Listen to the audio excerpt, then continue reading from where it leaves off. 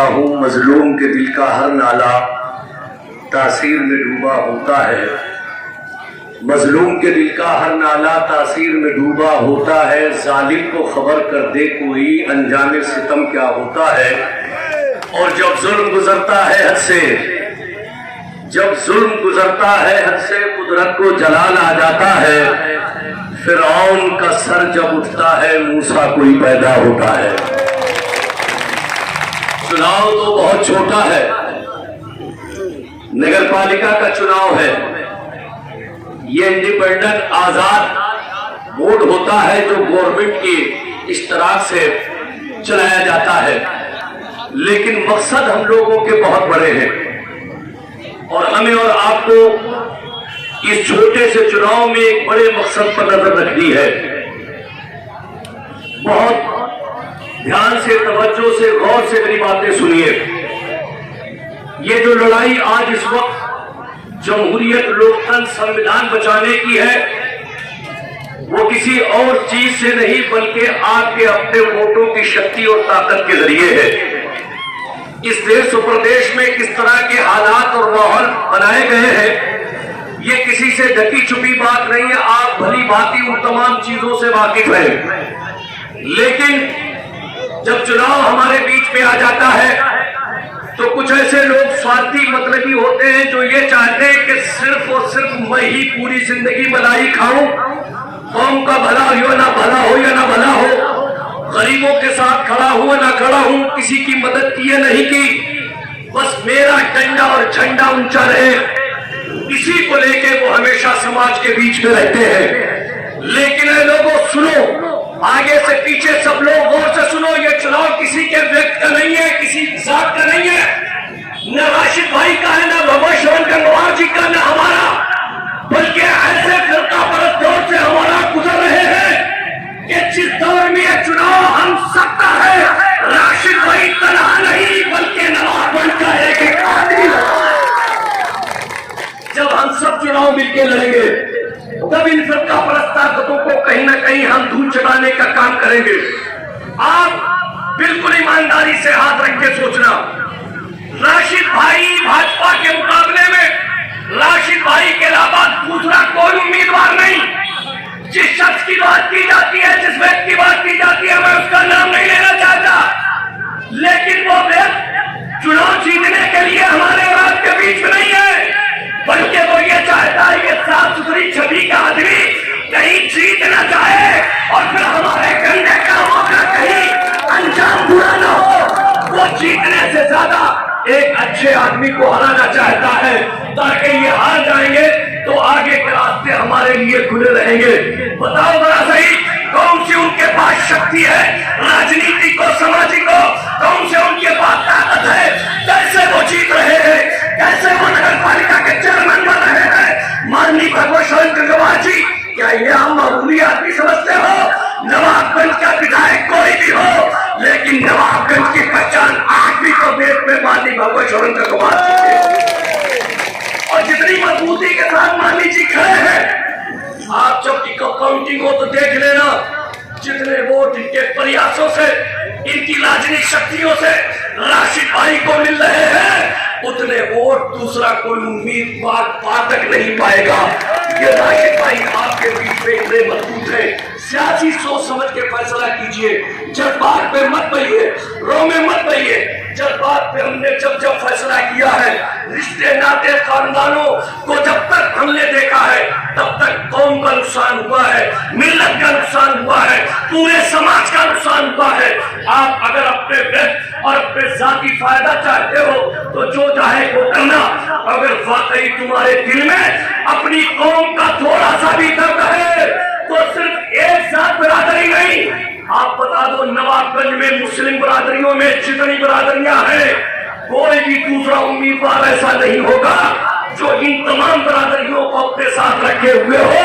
अगर अंसारी बिरादरी के साथ सारी बिरादरियों का साथ और सहयोग और समर्थन किसी उम्मीदवार को मिल रहा है तो वो जनाब राशिद साहब है, दूसरा कोई नहीं है। तो जहां सब समाज है है, जहाँ सारे लोग जमा है, तो आखिरकार वही तो आदमी जीत सकता है, रिजल्ट वही दे सकता है, मंजिल वही पा सकता है। इसलिए कहीं इधर उधर मत भटकिए, डरिए भी नहीं, खौफ भी मत कीजिए, और किसी की इतनी बुराई भलाई से भी काम मत लीजिए। अपना काम कीजिए, हिम्मत से काम लीजिए।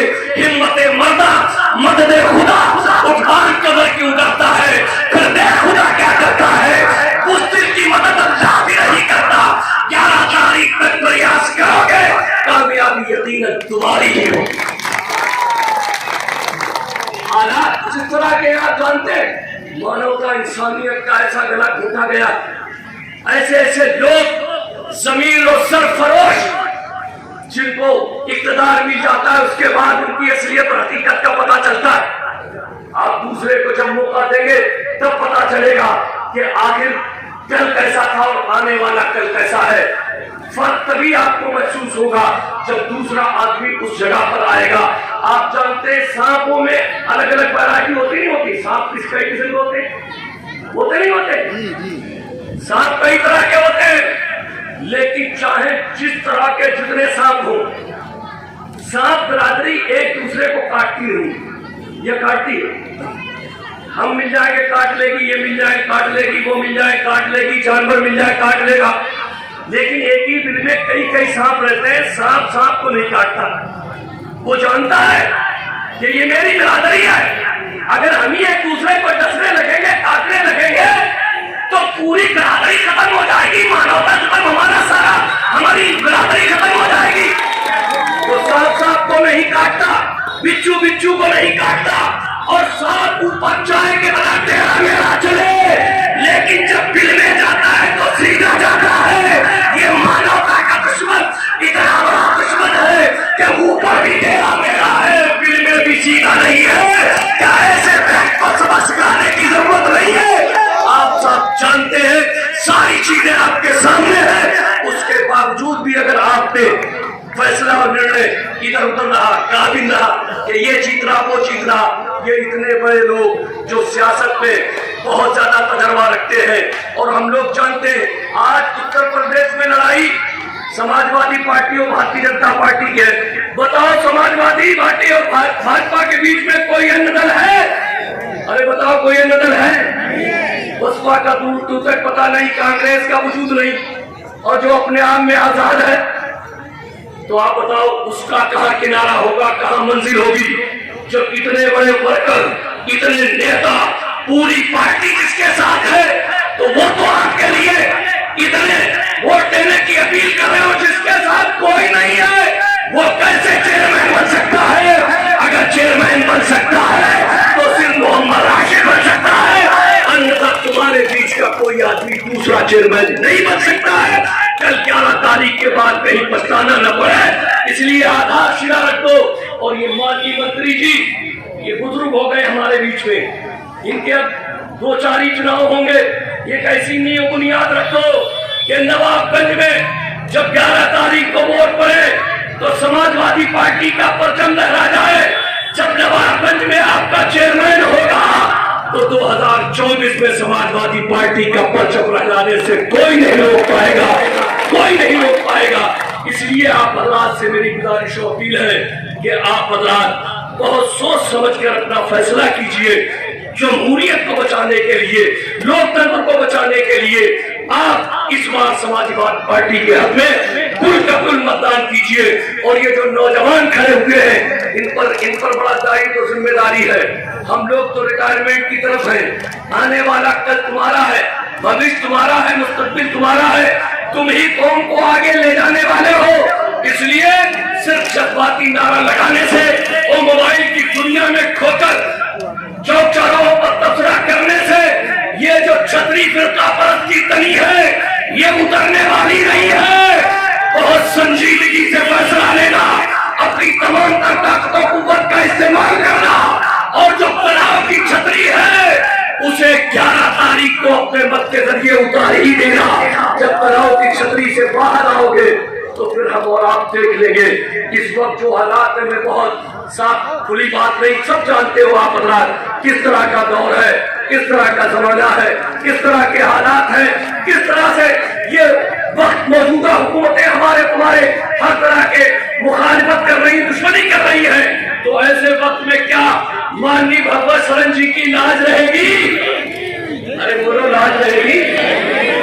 यार इतने बड़े नेता ने कह दिया, आपके सबके हाथ में उठवा दिए, तो मुझे तो नहीं लगता है अब मुझे तो नहीं लगता है इस मोहल्ले में। अच्छा ये बताओ, इस मोहल्ले के लोग कितने हैं?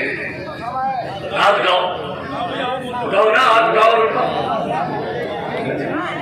इस मोहल्ले के लोग हैं, तो ये सारे लोग अगर आज से लग जाए, आज से ये सारे लोग लग जाए, तो देखिए इस चुनाव को चुनौती के रूप में लेना। और इस चुनाव को जनाब राशिद साहब प्रोफेसर है, पढ़े लिखे हैं, शिक्षित हैं, आप इनकी जबान देख रहे हैं, बोली भाषा देख रहे हैं, बातचीत और गुफ्तगू देख रहे हैं, तो ये वक्त भी अच्छे लोगों को आगे लाने का है। अगर डर और खौफ में चुप रहे, खामोश रहे, आपने उसका विरोध और मुखालफत नहीं की, तो आप भी उसी के साथ ही माने जाएंगे, उसी के साथ आपका मामला होगा। इसलिए हर व्यक्ति की ये जिम्मेदारी है कि वो जुल्म के खिलाफ उठे, जाति के खिलाफ उठे, बुराई के खिलाफ उठे।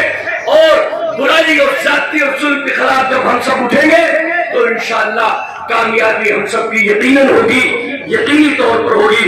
इसलिए मैं आप हज़रात से गुजारिश करूंगा कि आप हज़रात आने वाली 11 तारीख को समाजवादी पार्टी की उम्मीदवार मोहतरमा खुशनाज राशिद साहिबा को अपना कीमती वोट साइकिल के निशान पर देके उन्हें कामयाब बना देना। मुझे यकीन है कि आप हज़रात ने एक फैसला ले लिया है, सब समाज के लोग इनके साथ हैं, हिंदू मुस्लिम की उस खाई को भी बांटना है और एक दूसरे का साथ लेके हाथ पे हाथ डाल के आगे बढ़ना है। जो नफरत की सियासत इस देश में पैदा की जा रही है उसे अपने मत और वोट के जरिए से खत्म करके बताना है कि देखो टीवी खोलो तो बड़े ही नफरत की बातें आती है, जब टीवी खोलो भले ही लगता है एक दूसरे से अलग है, लेकिन जब नवाबगंज शहर में आ जाए तो फिर कोई नफरत की बात हमें नहीं लगती। एक दूसरे के घर एक दूसरे के बराबर है, एक दूसरे की दुकानें एक दूसरे के बराबर है, एक दूसरे से लेन देन है, शादी ब्याह बारात लगन में एक दूसरे के यहाँ जाते हैं, ये होली दिवाली ईद में एक दूसरे के यहाँ जाते हैं। पता चला जो गंगा जमुनी तहसील बरसों से सदियों से हमारे नवाबगंज उत्तर प्रदेश में है, भारतीय जनता पार्टी इतनी आसानी से उसे खत्म नहीं कर सकती। हम पहली बुनियाद